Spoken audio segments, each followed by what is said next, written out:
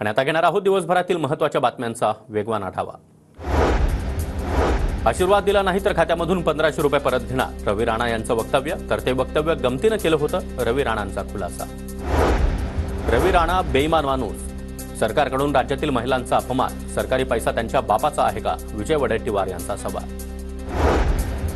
अजितदादांनी पवारांना खासदार केलं, पवारांना दिल्लीजवळ वाटू लागली। कोल्हापूरची महिला जिल्हाध्यक्षा शीतल फारकटेचं वक्तव्य। तर पदाधिकाऱ्यांनी टीकाटिप्पणी न करता कामावर बोलावं, अजित पवारांनी महिला पदाधिकाऱ्याचे कान टोचले।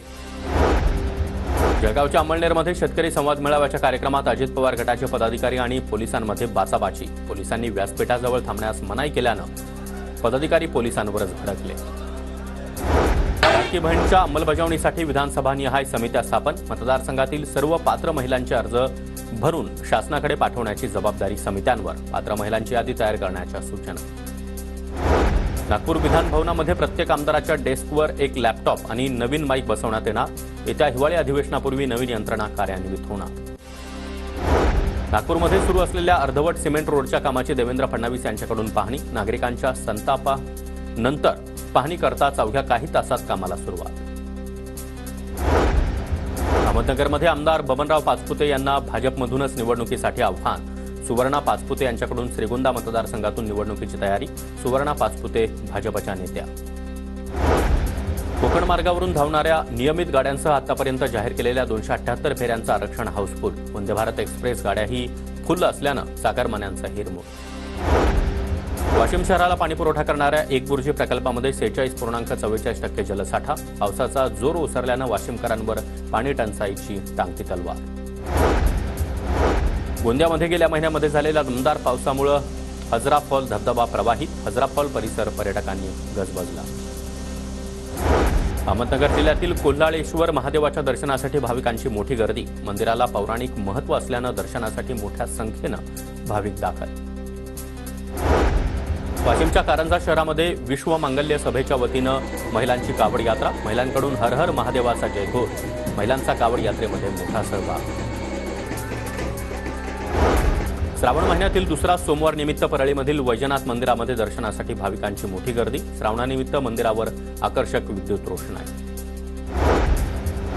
नागपूर महानगरपालिकेतर्फे हर घर तिरंगा रॅलीचं आयोजन। रॅलीमार्फत सरकारच्या हर घर तिरंगा अभियान या संदर्भात जनजागृती। पालिका कर्मचाऱ्यांसह नागरिकांचाही सहभाग। अहमदनगरच्या श्रीरामपूरमधील कालावली देशमुख या महिलेनं सैनिकांसाठी बनवल्या 15,000 राख्या। रक्षाबंधनानिमित्त सीमेवरील सैनिकांना या राख्या पाठवल्या जाणार। कोरोना काळामध्ये खासगी रुग्णालयांनी घेतलेली जास्तीची रुग्णालयाची बिलं रुग्णांना परत मिळणार। धाराशिवच्या 2 खासगी रुग्णालयांनी शासनाकडे जमा केले पैसे। गोंदियाच्या पिपरटोला ते चिचटोला मार्गावरील जीर्ण पुलाच्या दुरुस्तीसाठी नागरिकांचं उपोषण। तात्काळ नवीन पुलाच्या मागणीसाठी नागरिक आक्रमक। समृद्धी महामार्गावर 7 कृषी केंद्र, नवनगरे, त्याचबरोबर प्रक्रिया उद्योग होणार। 61% शेतकऱ्यांची संमती। अहवाल 15 दिवसांमध्ये जाहीर होण्याची शक्यता। म्हाडामध्ये अधिकारी असल्याचं सांगत मुंबईतल्या फेरीवाल्याची फसवणूक। फेरीवाल्याकडून 4,11,000 लांबवले। फेरीवाल्याचा विश्वास बसावा यासाठी म्हाडाचे शिक्के आणि खोट्या सह्यांची पत्र।